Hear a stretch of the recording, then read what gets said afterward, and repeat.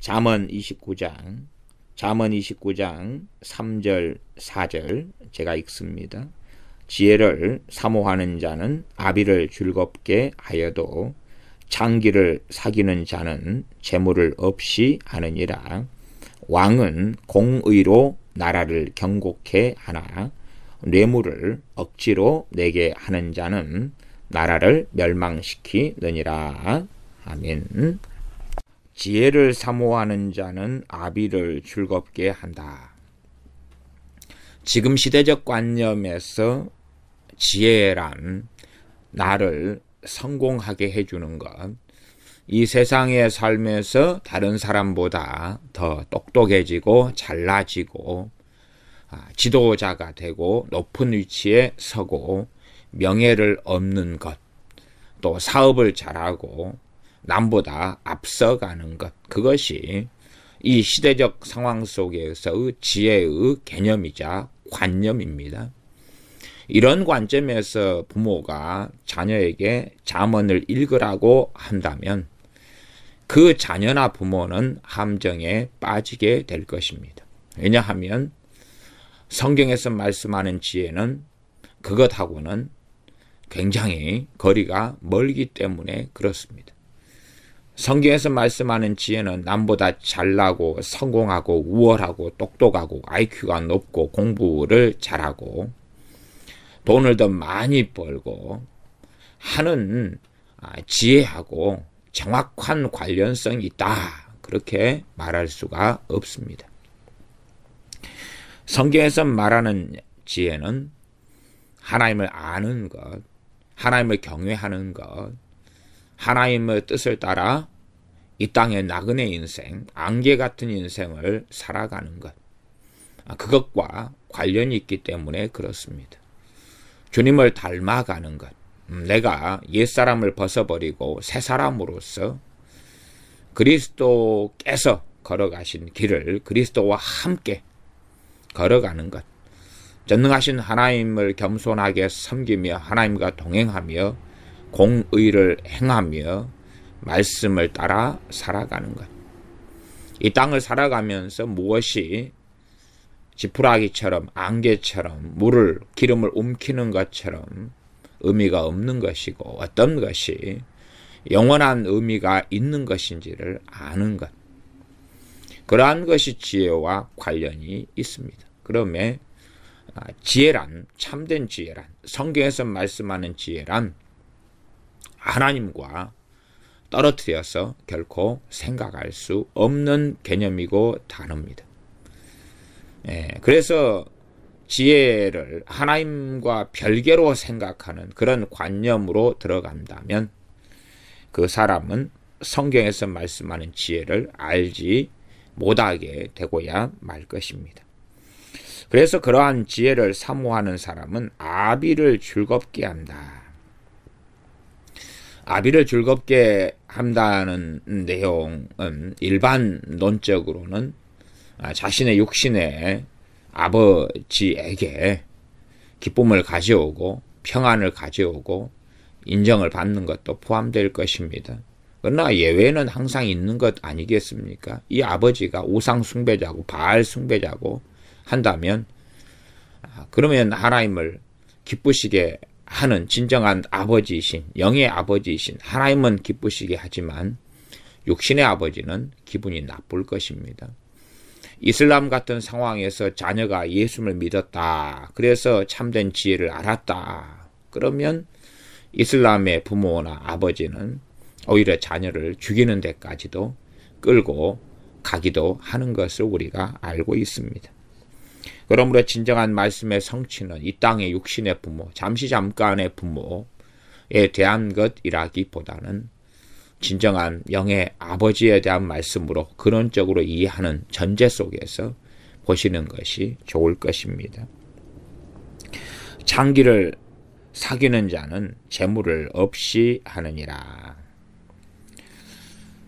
재물을 없이 한다. 창기를 사귄다. 문자적으로는 창기, 창녀, 꼭 우리 동네로 한다면 창녀천에 드나드는 것, 아니면 고급으로 이야기한다면 아마 나이트클럽을 이용하거나 단란주점이나 소주방을 이용하고 또 과거로 한다면 티켓을 끊는다 그런 단어를 사용하지 않습니까? 티켓 다방. 그래서 한 여자를 2시간을 티켓을 끊어서 사가지고 그 여자하고 잠자리를 하는 것 등 그런 것을 창기를 사귄다 그렇게 말할 수 있을 겁니다. 그러나 과연 잠언 29장 3절에서 말씀하는 의미가 문자적으로 그러한 창기를 사귀고 그 창기에게 드나드는 것 그것을 포함하는 것은 있겠지만 본질적으로 그런 의미일까? 성경에서 음녀, 음부, 간음 또한 창기는 간음, 음란과 관련된 단어입니다.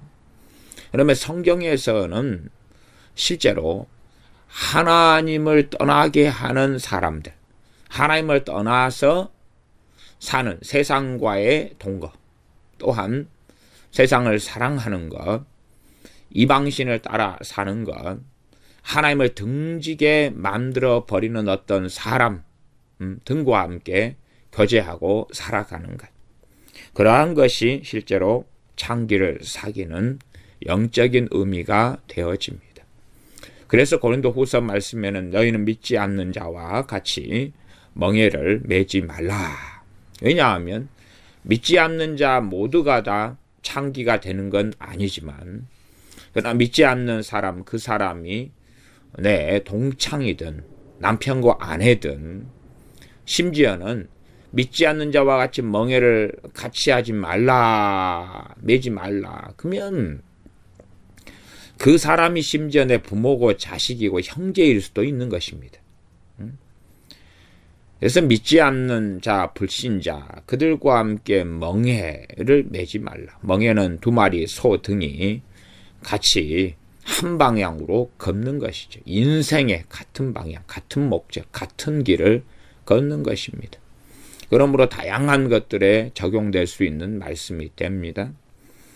그런데 나로 하여금 하나님을 등지게 하고 떠나게 하는 사람, 그게 창기입니다. 그게 창기. 또 영적으로 더 한 걸음 나아가면 마귀와 귀신과 동행하는, 교제하는 자도 창기죠. 진정한 창기는 마귀, 사탄 마귀고 더러운 악한 영들입니다. 그들과 함께 사귀고 교류하고 그들의 음성을 듣고 살아가는 것도 창기와 사귀는 자가 됩니다. 재물을 없이 하느니라. 이 땅의 문자적으로 볼 때는 내가 창녀촌에 드나다는데 한번 가는데 5만 원이나 10만 원 한다. 그러면은 그런 돈을 쓰면서 돈을 낭비하고 살 수 있겠지요. 그러나 세상적으로 창기촌에 드나든다 그럴 때에 거기에서 쓰는 돈하고요. 그냥 직접적으로 창녀촌은 아니다 생각하지만 나이트클럽에 다니면서 쓰는 돈이 있다 그러면 또한 단란주점 같은 데 드나들면서 쓰는 돈이 있다 그러면 그 돈이 훨씬 더 많이 들 것입니다. 또한 세상에 빠져서 노름에 빠져서 산다면 거기에 드는 돈이 훨씬 많이 듭니다. 그러니 재물을 없이 한다. 그런 것에서 단지 물질적인 재물만을 자꾸만 추구하고 생각한다면은 먹고 마시고 입고 사는 재물만으로 생각할 수가 있겠습니다. 너희 보물을 하늘에 쌓아두라. 과연 그것이 주님께서 하신 말씀이 헌금 내는 것, 돈 구제하는 것 등에 대한 육신적인 문자적인 의미에서 그칠 것인가? 그러면 당시에 가난한 사람들은 자기 삼시세끼 먹을 돈도 없었는데 어떻게 구제하고 섬기고 살까? 말하자면 엘리야 선지자 같은 사람은 오히려 과부의 도움을 받아서 생계를 유지할 때도 있었는데 엘리야 선지자 같은 사람은 어떻게 보물을 하늘에 쌓아두었을까? 또 주님께서도 이 땅을 사시면서 인자는 머리 둘 곳이 없다. 그리고 살았습니다. 그러면 주님께서는 가진 것도 제대로 없으셨는데 겨우 헌금을 받아가지고 연복계에 넣어놓고 그것을 가룟 유다가 관리하고 그렇게 살았죠. 그러나 풍족하게 살았다 그렇게 말하기 어렵습니다. 그래서 노숙을 밥 먹듯이 제자들과 함께 하셨습니다. 그렇지 않으면 겟세마네 동산 같은 데서 자리를 잡고 거기에서 모닥불을 피워놓고 잠을 자고 할 일이 없겠지요. 여관이나 호텔 같은 걸 구해서 언제까지나 돈 있는 사람들은 어느 시대에나 머물 만한 고급 그러한 여관 등은 있었기 때문에 그렇습니다. 그렇게 지내셨을 수도 있을 겁니다. 그러나 가진 것이 별로 없기 때문에 과연 어떻게 주님께서는 하늘에 재물을 쌓아두셨을까? 물론 주님께서는 아버지의 아들이시며 전능하신 창조주가 되시기 때문에 그럴 필요가 없지만 우리가 주님을 따라서 살아야 되기 때문에 주님께서 본을 보이시며 그 길을 걸으신 것 아니겠습니까? 그러면 끊임없이 이 땅에 사는 사람들은 그런 물질주의적 관념으로 성경을 해석하고 보기를 좋아하고 그것이 잠언에 있는 저는 하나님의 함정이라 이렇게 생각합니다. 왜냐하면 개 눈에는 똥마 보인다고 물질주의적인 관념을 가진 사람은 성경에 재물 그럴 때에 돈 타령으로 들리고 이 땅에 돈을 많이 벌고 성공하는 것이 말씀의 성취로 보이기 때문에 그렇습니다. 그래서 점점 사람들은 물질 만능주의 속에 들어가고 그 가치관을 잠언에 이런 재물이 나와 있는 말씀이 있으면 강화를 시켜 나가게 됩니다. 그러면 이 땅에 점점 시대가 이래질수록 창기를 구체적인 문자적인 창기를 사귀는 사람이 어디가 있겠습니까? 거의 없겠죠. 거의 없을 거예요. 뭐 돈이 있으면 나이트클럽에 가서 원 나이트 마음에 드는 남자 여자에게 가서 함께 술 마시고 놀다가 그러다가 호텔이나 이 모텔이나 들어가면 되지. 그러지. 돈이 있으면 이 사람 저 사람을 다 직업적인 창기가 아닌 경우도 사귈 수 있는 시대가 되었지 않습니까? 그리고 돈이 많은 사람은 재물 없이 하느니라. 나는 넉넉한 재물이 있어. 그러니 이거 몇 푼 정도 없어져도 괜찮아.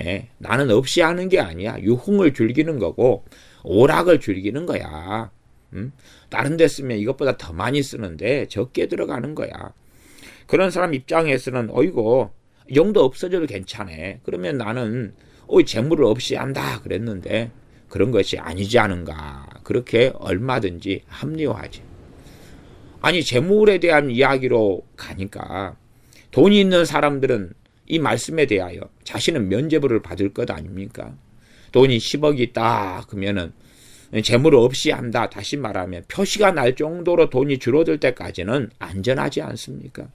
하나님께서 우리가 돈 달아질까 봐 걱정을 해주시는 것을 보시니까 아이고 너 창기하고 사귀어가지고 너 돈 달아줘. 너 돈 없어지면 너 짠해지잖아. 너 불쌍해지잖아. 너 지금 쓸 돈이 3,500만 원밖에 없는데 지금 창기하고 사귀면서 한 달에 30만 원이 추가 비용 나가고 있잖아. 그래가지고 한 3년 지나면 너 어떻게 할 거야? 아이고 걱정된다. 그러면 그렇게 하지 말아라. 그런 걸로 받아들이게 된다 그 말이에요. 그러면 창기보다는 여러 어떤 사람들 사귀는데 돈이 안 든다고 생각해 보세요. 그러면은 나는 안전하다 생각하겠지요. 나는 술집에 가서 친구가 사주는 술 마시고 친구가 함께 여자들과 함께 시간을 보내기 때문에 내 돈 드는 게 아니기 때문에 내 재물이 없어지는 게 아니기 때문에 나는 안전하다. 그렇게 생각할 것입니다. 그래서 잠언에는 문자적 극단론 속에 들어가는 사람은 잠언을 해석하기 어려운 함정을 가지고 오히려 말씀을 읽음을 통하여 그가 변화되고 깨어나고 은혜가 임하기보다는 오히려 더 왜곡되고 곡해되고 함정에 빠지고 물질주의적인 관념, 물질 만능주의가 훨씬 더 강화되고 심화되고 심지어 자기 의가 강화되면서 믿음으로 없는 의는 약화돼 버리고 복음을 떠나버리는 일들도 벌어지게 되어집니다. 성경 전체가 그렇습니다. 거기에는 하나님의 함정, 하나님의 올무는 반드시 존재합니다. 그렇기 때문에 무식한 자들이 억지로 성경을 해석하고 풀다가 그러다가 멸망당한다고 말씀하고 있는 것입니다. 그러므로 하나님 말씀 앞에 겸손하지 않은 사람들은 언제나 그 함정과 올무에 당하고 넘어질 수밖에 없는 것입니다. 자동차가 있다 그러면 자동차를 운전하고 타는 것조차도 어떤 면에서 얼마든지 함정에 걸려들 수 있지 않습니까? 사고의 위험성을 감수하고서 안전운전 해야 되는 것이고, 비행기를 타는 것도 또한 비행기를 운전하는 것도 마찬가지가 되어지게 될 것입니다. 그러면 이 창기는 단지 문자적인 창기보다도 나를 주님으로부터 떠나게 하는 것.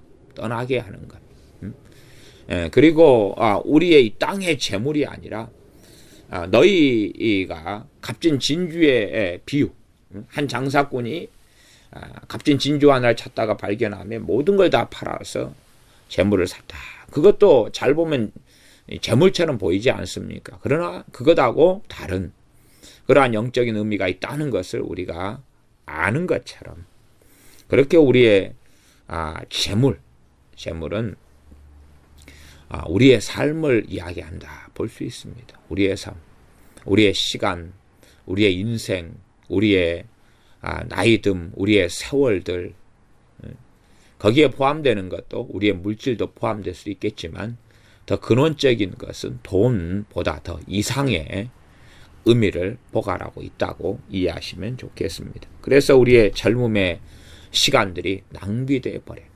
주님을 알아가고 주님을 닮아가고 주님 앞에 서 있어야 되는데, 예를 들어 극단적으로 이야기한다면은 내가 드라마 중독에 빠져서 사는 것도 창기를 사귀는 거다, 그렇게도 적용할 수가 있습니다. 게임 중독에 빠져 사는 것도, 그러면서 오랜 시간과 세월을 허송세월하고 말죠. 그것이 진정으로 하늘에 쌓아둘 보물, 재물을 허송세월하고 낭비하는 것입니다. 야, 나는 무료 게임에 빠져 살기 때문에 돈 들지 않아. 요즘에는 시간이 돈이다. 그래서 어떤 사람은 당신 내 시간을, 한 시간을 빼앗아 갔기 때문에 한 시간에 대한 그런 돈을 지불해야 된다. 그런 소송들이 많이 걸리지 않습니까? 예를 들어 기차를 타고 갔는데 기차가 고장이 나서 지연돼서 멈춰 있는데 2시간이었다. 그러면은 그것 때문에 사람들이 소송을 겁니다. 보통 사람은 소송을 안 걸죠. 보통 사람은 1시간 기차가 고장 나서 멈춰 있었으니까 이벤트를 해주거나 아니면은 상품권 하나 주거나 아니면 돈 10,000원 주면 되는데, 그러나 정말로 고급 인력이라면 어떻게 하겠냐 그 말이에요. 그럴 경우는 이제 심각한 일도 벌어질 수 있겠습니다. 그러면 우리의 재물이 무엇인가? 우리의 인생과 삶을 허비하고 낭비하면서 믿음의 세월, 주님을 알아가야 될 시간과 여정을 허송세월하게 되는 것이지요. 사람들은 참 극단성을 좋아합니다. 그래서 극단적인 동화책 등으로 어린 시절부터 가까이 하면서 지내왔습니다. 이 세상의 것은 일확천금을 추구하죠. 왜 우리가 드라마를 좋아하고 영화를 좋아합니까? 감정이입을 해서 저기의 주인공이 나처럼 느껴져서 저 사람이 일순간에 성공하는 것, 일순간에 기연을 만나서 한순간에 문제가 해결되고 삶이 바뀌고 하는 것을 통하여서 카타르시스를 얻으려고 그렇습니다. 우리는 이 못난이 어떤 공기 파츠에서 그런 주인공이 아주 멋있게 되는 것. 신데렐라가 왕자를 만나서 그래서 아주 멋지고 놀라운 삶을 사는 것. 이런 것들에 익숙해져 있다 그 말입니다.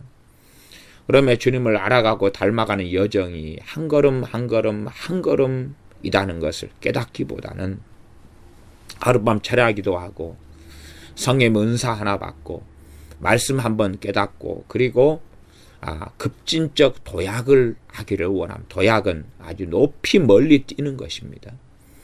그냥 한 계단 올라가는 게 믿음과 신앙의 여정이 아니라 한꺼번에 100계단을 올라가고 한꺼번에 1000계단을 올라가고 내 40일 작전 기도를 통하여서, 새 40일 금식 기도를 통하여서, 나의 봉사와 헌신을 통하여서, 내가 영성훈련 다니는 몇 개월을 통하여서, 1년, 2년을 통하여서, 무슨 신앙서적을 몇 권을 읽는 걸 통하여서, 신학교를 3년을 가서 시간 보내는 걸 통하여서 나는 급진적인 영적 성장을 이루어 버릴 것이다.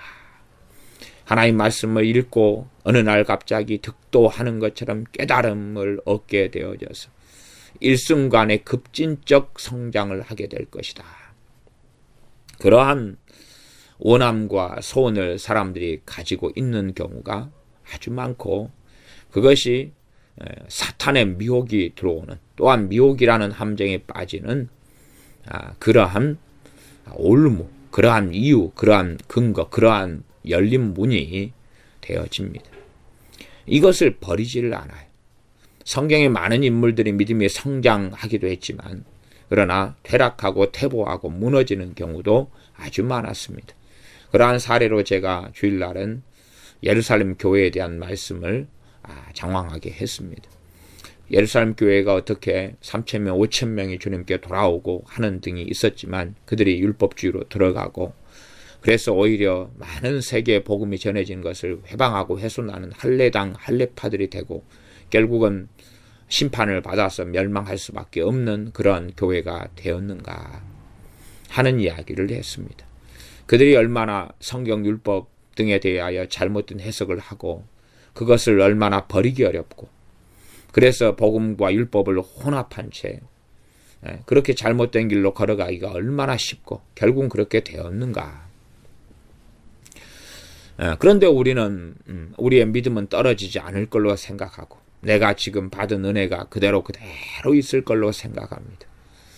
그런 가운데서 점점점 성장이 있을 거라 생각하거나, 혹은 특별한 어떤 사건과 계기가 있으면 급진적인 성장을 이룰 걸로 생각합니다. 그러나 그렇지 않습니다.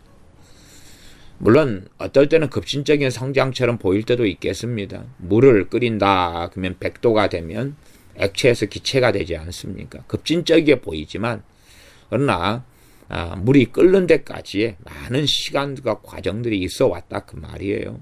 50도, 60도, 70도, 80도, 90도 쭉 해가지고 100도로 올라가가지고 이제 물이 액체가 기체가 되고 기화가 되는 일이 벌어졌던 것이지요. 그렇게 한 걸음 한 걸음 여정을 가야 되는데 사람들은 그것보다는 일순간에 뭔가를 추구합니다. 일순간에 뭔가를 알아지고 보여지고 깨달아지고 내가 젖먹이다면, 그래서 젖만 먹고 있는데 일순간에 뭔가의 하나의 비타민제를 먹고 뭔가의 보약을 먹고 뭔가의 경험을 하면 이 젖먹이인 내가 장성한 신자가 될 거라. 성경을 막 한꺼번에 밤낮 없이 매독을 하면 장성한 신자가 되고, 기도 시간을 지금에서부터 몇 시간까지 늘리면 아주 하나님을 깊이 알게 된다는 둥.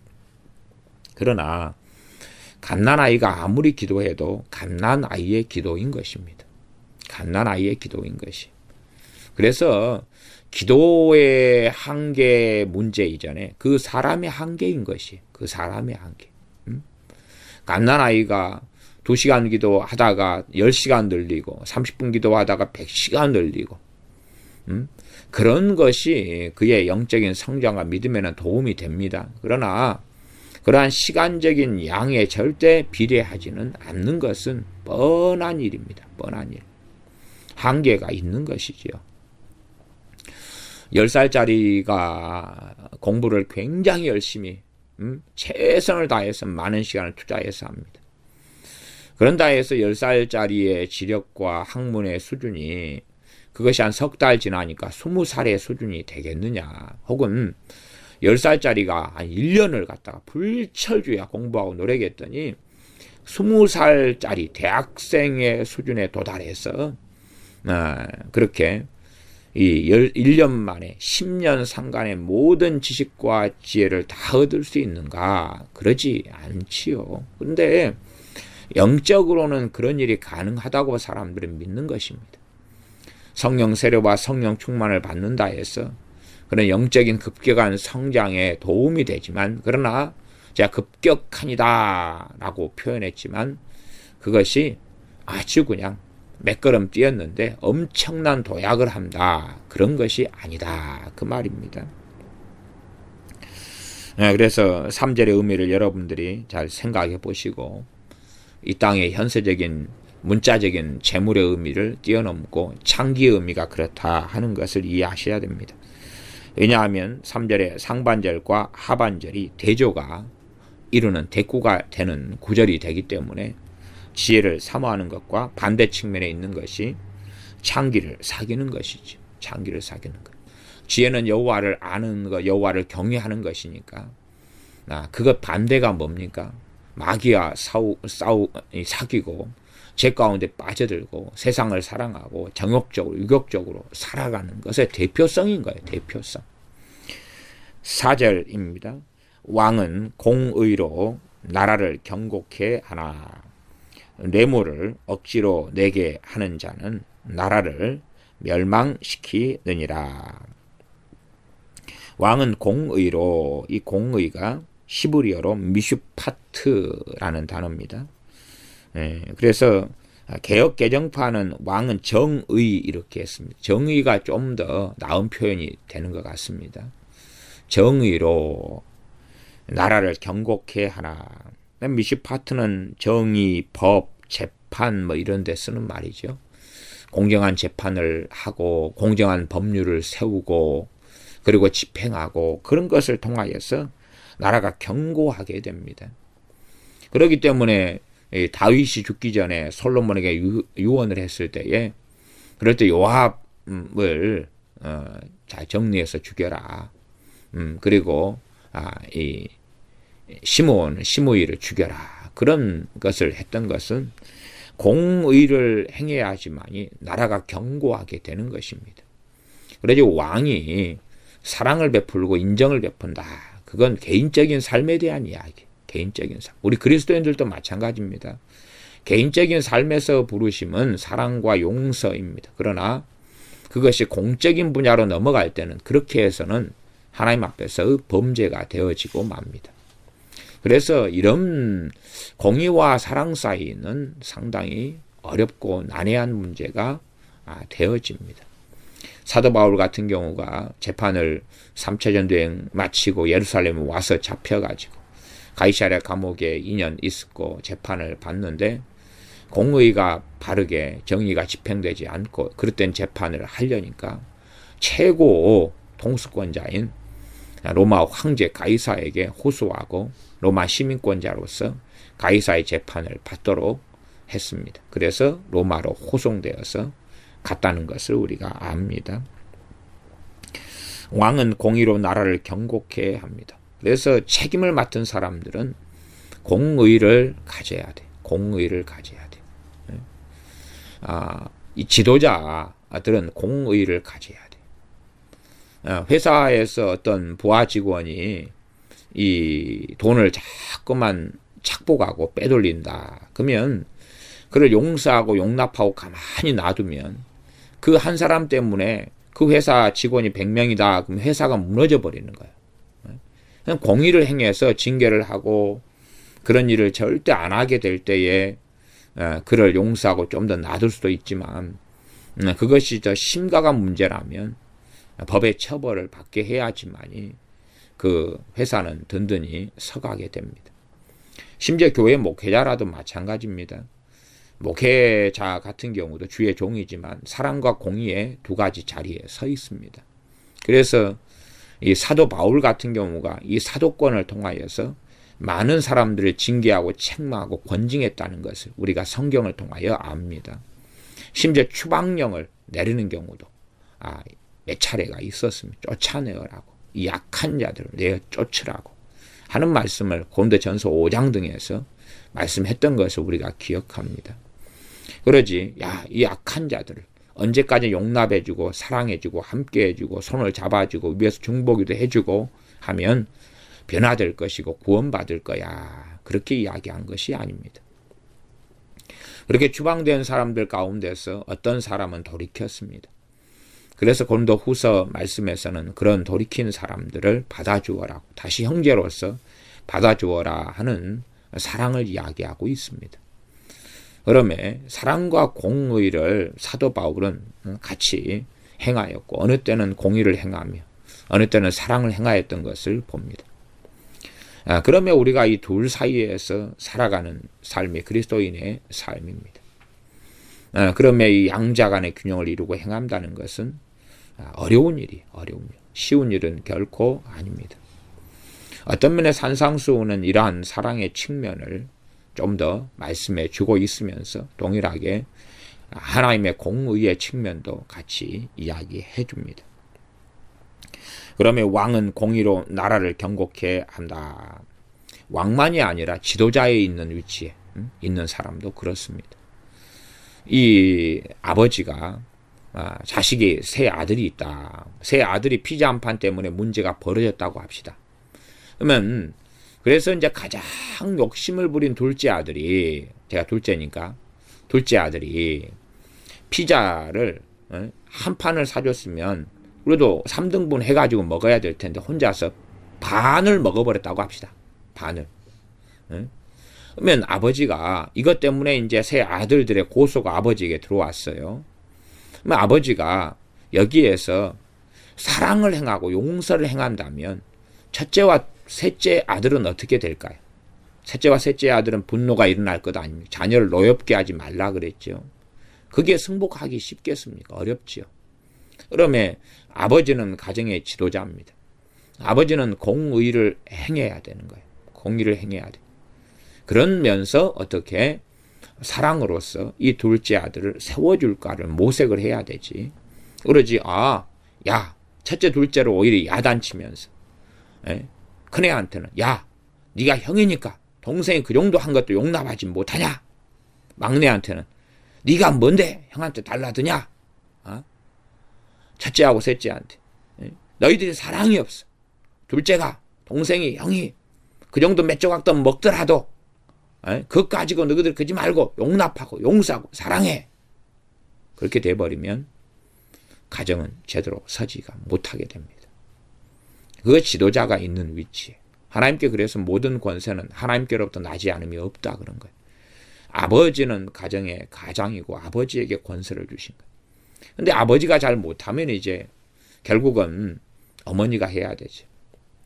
그래서 과거에 칼빈 목사님 같은 경우가 여자가 지도자가 되고 여자가 왕이 되는 것을 동의하고 인정했어요. 왜냐하면 남자들이 죄로 인하여 타락해서 재고시를 못하니까. 그럼 우리가 성경을 통하여 성경의 원리는 남자가 머리가 되고 하는 것이지만 타락하고 알코올 중독자가 되고 재고시를 못하는데 거기에 가정에 운전대를 맡겨놓으면 가정은 어디로 가겠느냐 그 말이. 산으로 가버리죠. 배가 산으로 가버리죠. 어디로 갈지. 버뮤다 삼각지대로 들어가가지고 영영 돌아오지 못할 수도 있을지 몰라요. 그러면 모든 이 리더십, 지도력, 권세는 하나님께로부터 났고 하나님께서 주셨습니다. 가장이라는 권세와 자리, 또한 각자 있는 지도자의 자리. 그런데 그들이 공의를 행할, 정의를 행할 하나님의 부르심의 자리인 거예요. 그러나 그들이 행하지 않을 때에 그들을 재판하고 심판하시는 분은 하나님이시다는 것을 우리가 알아야 됩니다. 우리가 하나님을 믿어드려야 됩니다. 악행을 행하는 악인들을 하나님께 처벌하시고 심판하시고 멸망시키신다는 것을 우리는 알고 믿어드려야 합니다. 그래서 왕만이 아니라 왕이 공의, 정의를 세워야 되고 왕에게는 정의지 왕에게 사랑은 다른 측면이에요. 다른 측면. 왕은 재판을 하고 악행하는 자들을 처벌하고 그리고 잘하는 자들을 칭찬하는 자리에 있는 것입니다. 그게 로마서 13장의 말씀에 해당되어지는 권세자에 대한 말씀입니다. 마찬가지로 어떤 사람들마다 다 이 지도자의 리더십의 자리에 작든지 크든지 있을 거예요. 부모 자식 관계에 있어서 자식이 품 안에 있고 자녀를 양육한다 그러면 부모가 리더십의 자리에 있어요. 그러면 이 사랑과 공의가 바르게 행해져야지 자녀가 바르게 양육되어지는 거예요. 요즘엔 과보 속에서 공의는 행해지지 않아요. 그렇기 때문에 이 잠언 28장 등의 말씀에서는 자녀에 대하여 어떻게 하라 하는 말씀이 여러 개가 나와 있었지 않습니까? 자녀를 바르게 훈계하고 견책하지 않는 그러한 문제의 심각성들에 대하여서 성경은 나와 있었습니다. 29장에 그렇죠. 또 그 전에 말씀드려도 그렇습니다. 29장 15절에는 채찍과 꾸지람이 지혜를 주거늘 임의로 하게 버려두면 그 자식은 어미를 욕되게 하느니라. 사랑이란 명목 속에 자식이 자기 마음대로 하게 해요. 그냥 먹고 싶은 거 냉장고에서 다 꺼내 먹어. 먼저 먹는 놈이 임자지. 치킨 하나 시켜놓고 형제들이 둘이가 있는데 하나가 다 먹어버릴 때 아이고 그래 그럼 먹어. 부족하면 또 시켜주면 되지. 형 오면 또 시켜줄게. 그냥 먹고 싶은 만큼 먹어. 임의로 하게 내버려 두는 거지. 슈퍼에 데려가서 야 너 가지고 싶은 거 아무거나 가져. 응? 먹고 싶은 과자 뭐야? 제가 골라. 너가 골라. 다 임의로 하게 내버려 두는 거죠. 왜요? 사랑이니까. 그러나 그렇게 내버려 두지 않는 것이 진짜 사랑이고 그 다음에 공의라는 사실이 공의. 그러한 공의, 정의, 미시파트가 시행되어져야 되는 것입니다. 사랑과 정의, 사랑과 공의가 어떻게 조화될 것이냐 하는 것을 잘 고민해 보아야 됩니다. 이건 정말로 우리 그리스도인들에게 중요한 주제가 됩니다. 이 한 극단으로 달려가고 사랑을 행해야 될 때 공의를 행하거나 공의를 행해야 될 때 사랑을 행하면 무조건 문제가 일어납니다. 문제가 일어나요. 자녀를 키우고 양육하는 부모는 자녀를 말씀에 따라 잘 양육하다 보면 하나님의 사랑과 공의를 더 많이 이해하고 알 수가 있습니다. 그러지 하나님과 사랑과 공의에 대한 개념을 좀 듣고 알았더니 공의와 사랑을 나는 알겠다. 그렇게 되지 못합니다. 왕은 공의 정의로 나라를 경고케 하나 뇌물을 억지로 내게 하는 자는 누가 그렇습니까? 권세자들이죠. 왕이죠. 첫째는 왕이고. 그래서 이 왕이라는 것을 대표성을 가지고 지금 말씀이 기록된 것입니다. 야, 나는 왕이 아니니까 해당 사항이 없네. 사람들 그렇게 성경을 보는 거예요. 이게 문자적 성경 읽기, 극단적 문자적 성경 읽기. 그러면 잠언에 많은 말씀 좋은 것은 다 자기에게 갖다 붙일 수 있고 나머지는 나에게 해당이 없잖아. 나는 왕이 아닌걸. 왕, 지도자가, 대통령이, 통치권자가 그렇게 해야지. 나하고는 상관이 없어. 근데 아니 왕은 공의로 나라를 경고케 한다는데 왜 저 지도자는 저렇게 안 해? 그러니까 나라가 이 모양이지. 그렇게 할 것이지요. 그러나 대한민국 사회는 자유민주국가고 대한민국에서 소위 왕은 누굽니까? 국민들 아닙니까? 국민들이죠. 자기들이 선거하고 투표하고 주권이 국민에게 있다고 주장하는 것이 그렇습니다. 그러면 이 국민들이 공의를 행해야 되죠. 민주국가에서 왕은 국민이 아닙니까? 그러지 대통령을 뽑아놨다 해서 5년이 지나면 다시금 바꿔버리고 투표를 통해 바꿔버리지 않습니까? 언제 왕으로 세웠습니까? 단지 일시적 한시적 지도자로 세운 것이죠. 그렇게 해놓고도 지도자를 신뢰하지 못하고 믿지 못하고 맡겨주지 않고 하는 백성이라면 얼마나 어리석고 어리석은가 하는 걸 생각해 봐야 됩니다. 그래서 왕은 대표적인 대표성이자 상징성을 가지고 말씀이 되어진 것입니다. 각자가 있는 위치에서 내가 지도자 리더십의 자리에 가정이든 또한 작은 회사든 혹은 학교 선생님이고 학생과의 관계든 거기에서 공의를 행하지 않으면 안 된다 그 말이에요. 반 아이 하나가 잘못했는데 공의를 행하지 않고 거기에서 교사가 사랑 타령을 하고 있으면 되겠냐 그 말이에요. 안 되죠. 그러면 규율이 섭니까? 그래서 학교가요. 굉장히 좋은 학생들을 배출하는 학교의 특성은 뭐냐? 그러면 규율과 규범이 철저한 학교가 굉장히 엘리트를 만들어냅니다. 그렇게 될 때 이제 쉬는 시간에 애들이 공부하고 수업 시간에 한눈 팔지 않고 공부하는 이 학업, 면학 분위기가 조성이 되어져요. 그러나 아이고 사랑이지. 쉬는 시간에 마음대로 뛰노라. 창의성이지. 그래서 우리 창의력 수업하자 하면서 가르쳐야 될 공부를 안 가르치고 밖으로 나돌게 하는 교사와 학교 시스템이라면 그러면 그 학교를 통하여서 정말 사회에 공헌할 만한 이런 지도자들이나 유능한 인물들을 키워내지 못하고 오히려 암적인 존재를 키워내고 이기적이고 정욕적인 그러한 아이들을 키워내는 그런 암적인 학교가 되고야 맙니다.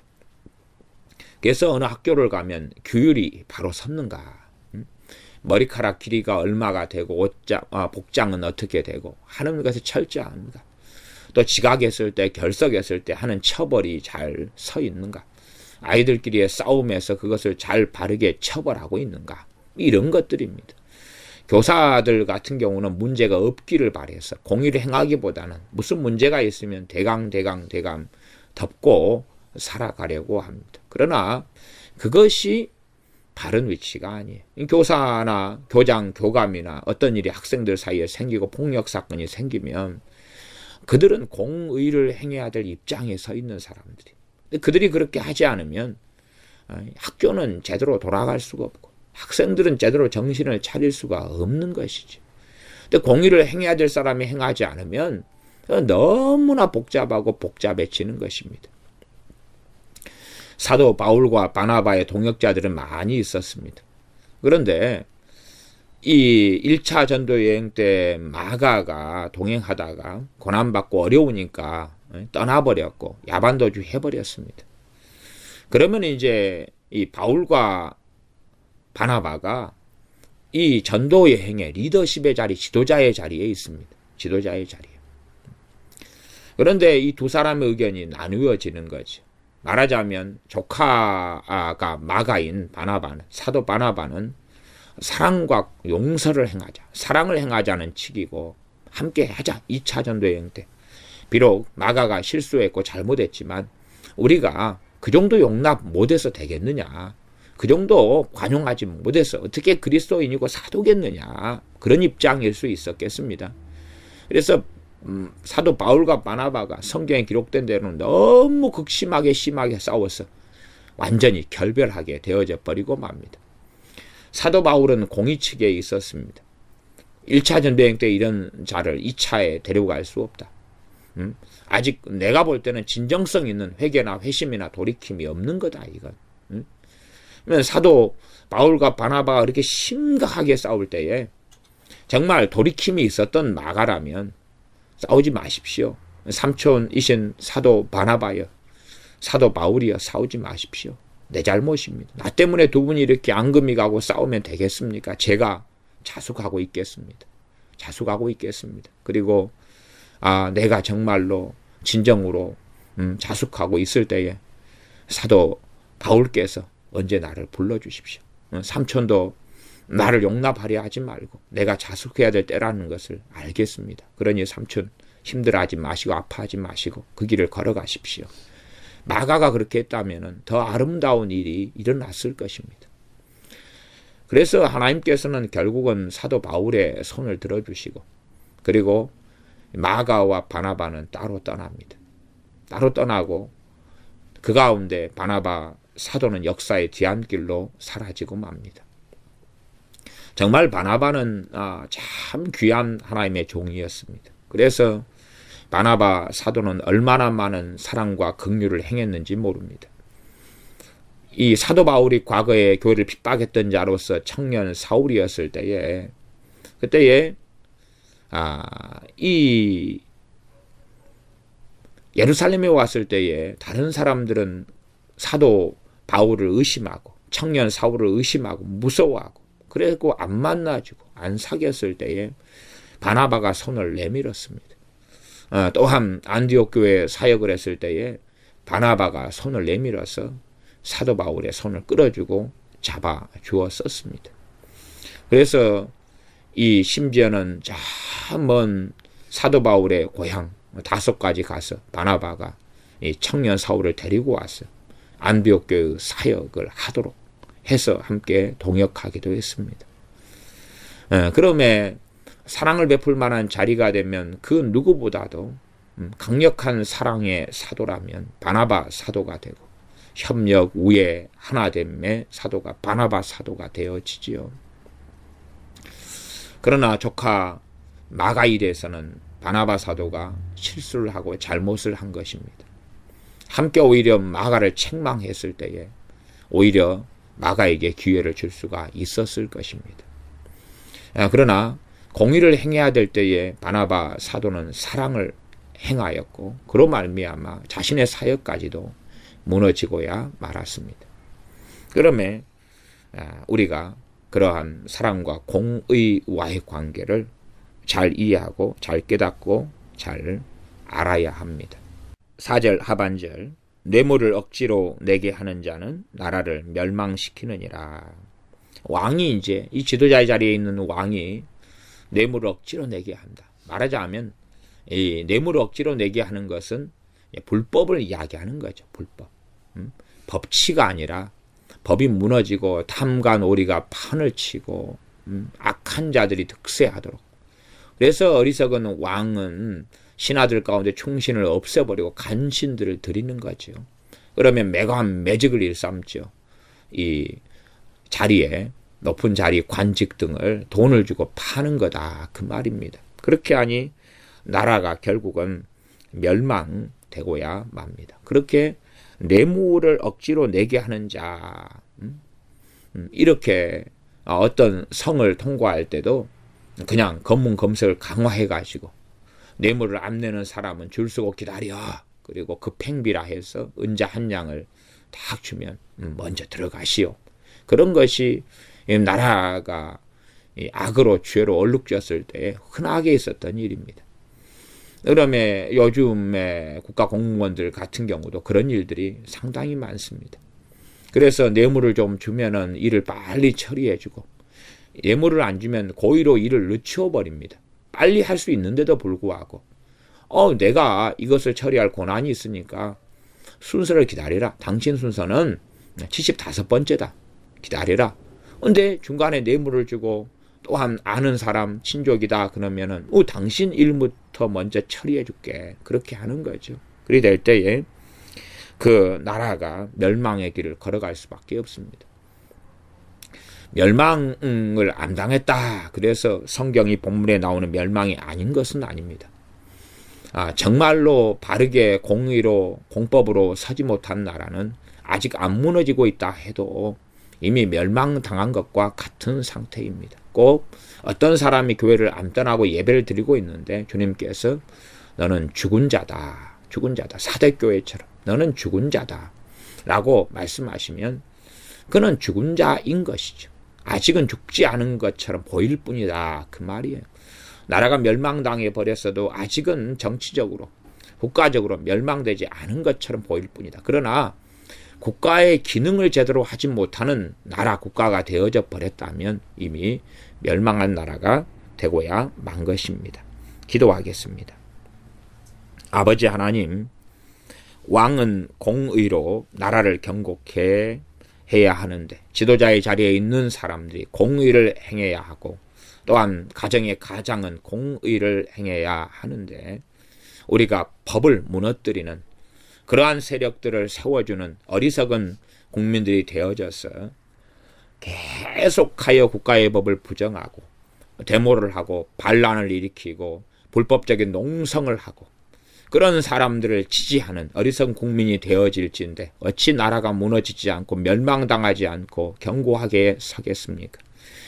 이 공의, 정의, 법이 바르게 시행되고 법을 존중할 때에 또한 악법이 있다면 악법을 바른 절차에 따라서 바꾸어 가야 할진데 법을 지키지 아니하고 법을 괄시하고 무시하다가 자기에게 불리해지면 법을 주장하는 이러한 패역한 국민, 패역한 국가가 대한민국이 되고야 말았습니다. 그러므로 다시금 법치가 설 수 있도록 공의와 공도가 이루어질 수 있도록 코에 걸면 코걸이, 귀에 걸면 귀걸이의 법의 악용, 남용이 아니라 바르게 법이 설 수 있도록 전능하신 아버지 하나님, 대한민국을 긍휼히 여겨 주시옵소서. 우리가 서 있는 자리에서 사랑을 행할 때 사랑을 행하고 공의, 정의를 행할 때 공의, 정의를 행하는 그러한 주님을 닮은 그리스도인들이 되게 하여 주시옵소서. 우리 주 예수님의 이름으로 기도하옵나이다. 아멘.